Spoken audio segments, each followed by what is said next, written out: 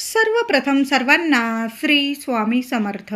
स्वामी महाराजांच्या कृपेने तुमच्या सर्व चांगल्या इच्छा पूर्ण होत ही स्वामींचरणी प्रार्थना करते आणि आजच्या व्हिडिओला सुरुवात करते. 30 डिसेंबर आणि 31 डिसेंबर दोन्ही दिवस ही एकादशी आलेली आहे. पुत्रदा एकादशी म्हणजेच भागवत एकादशी.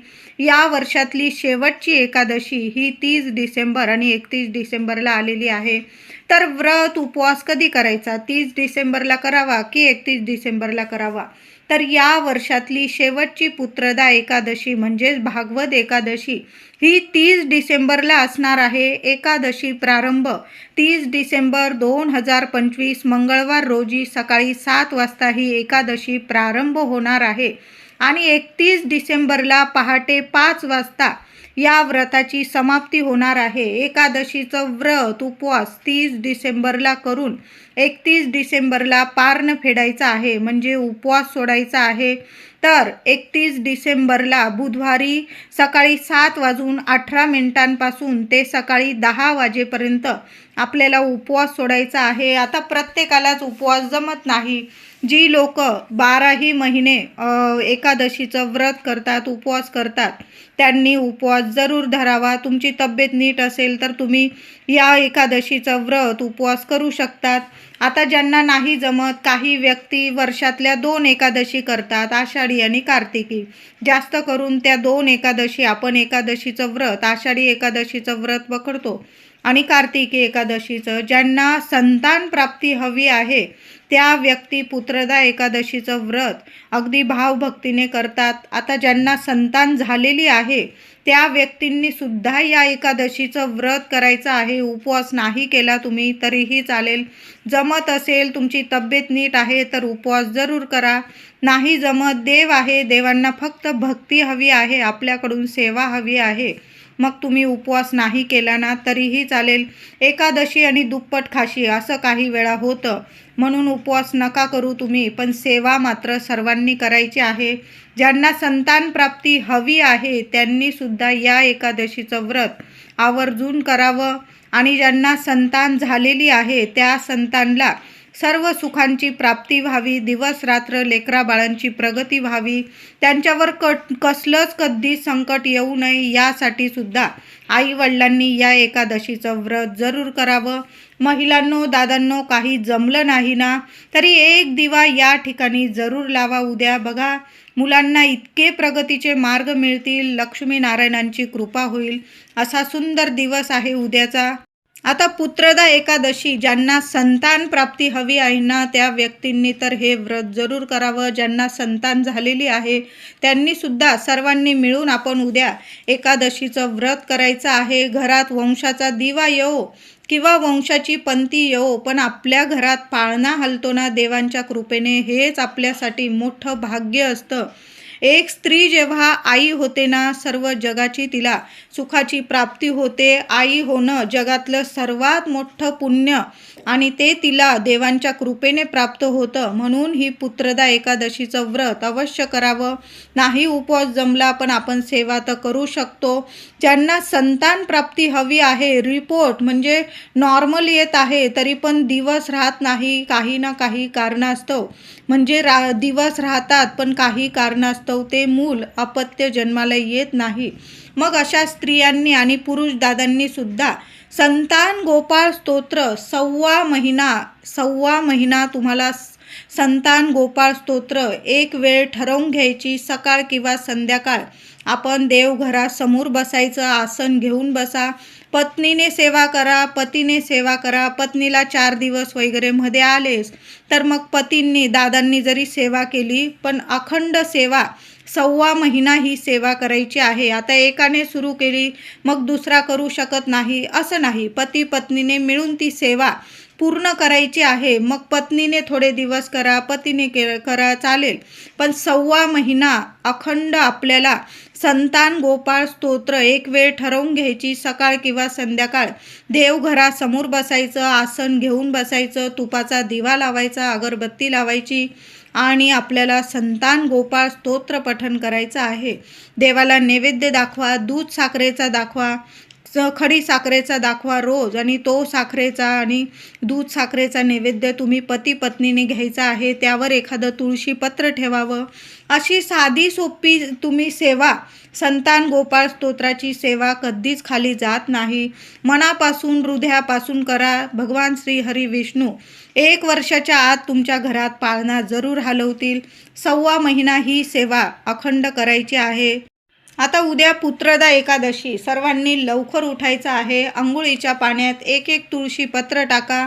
उद्या कृपया कुणीही तुळस तोडू नका. पूजेसाठी हात लावायचा आहे, फक्त तोडू नका. मंजुळा तोडू नका, तुळशीची पानं तोडू नका. आजच तुम्ही तोडून ठेवली चालेल, किंवा फुलवाल्या दादांकडून तुम्ही विकत आणा. सेवेला तुळस तर लागणारच आहे, पण उद्या एखादं तुळशीचं रोप लावता आलं तर लावा, पण तुळस तोडू नका. पूजा मात्र नक्कीच करायची आहे.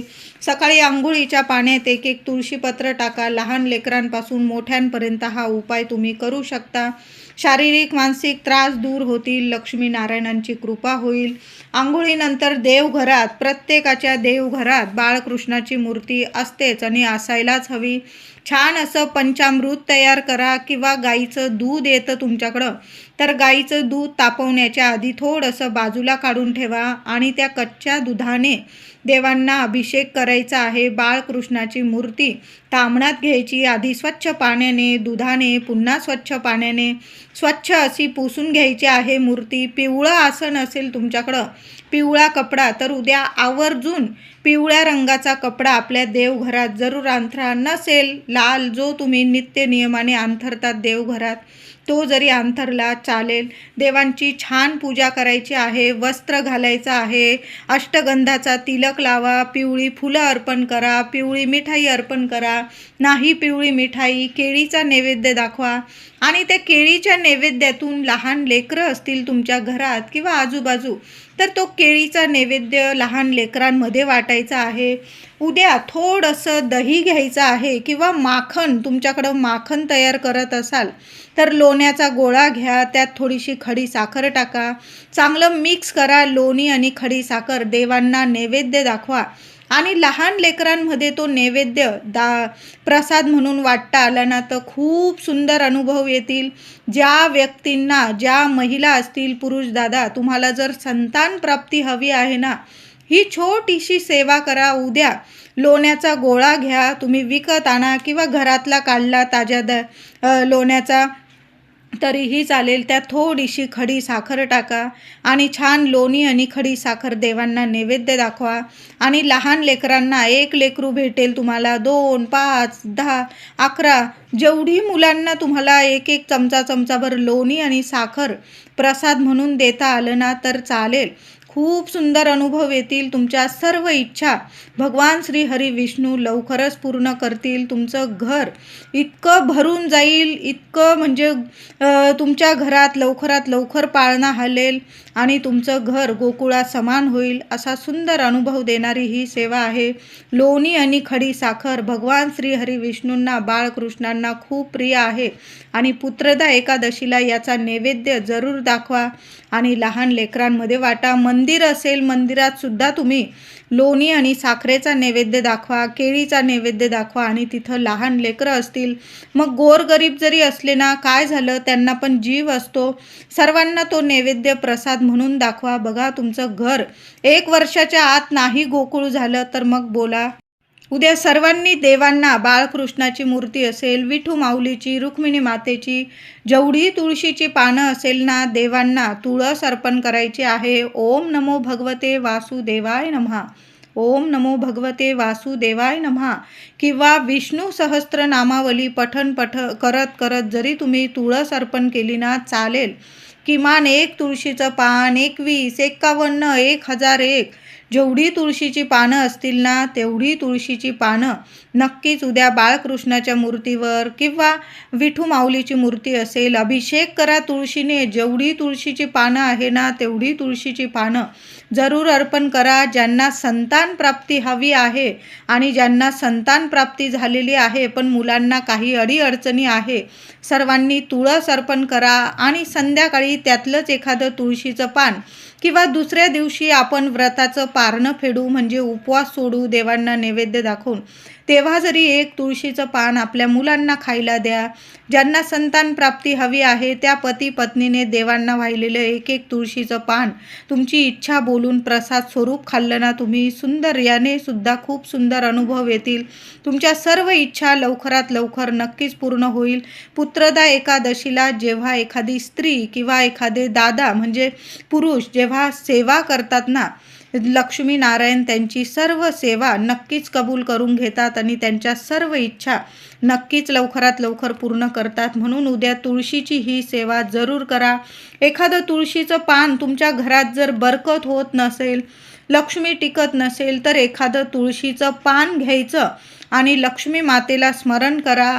ओम नमो भगवते वासुदेवाय नमः, ओम नमो भगवते वासुदेवाय नमः मंत्र जपा किमान 21 वेळा आणि ते तुळशीचं पान आणि 1 रुपया तुम्ही आपल्या तिजोरीत ठेवा, एखाद्या डबीत ठेवा, एखाद्या लाल कपड्यात बांधून ठेवा. यामुळे तुमच्या घरात पैसा येऊ लागेल. तो पैसा स्थिर राहील, टिकून राहील, लक्ष्मी बरकत देईल तुम्हाला.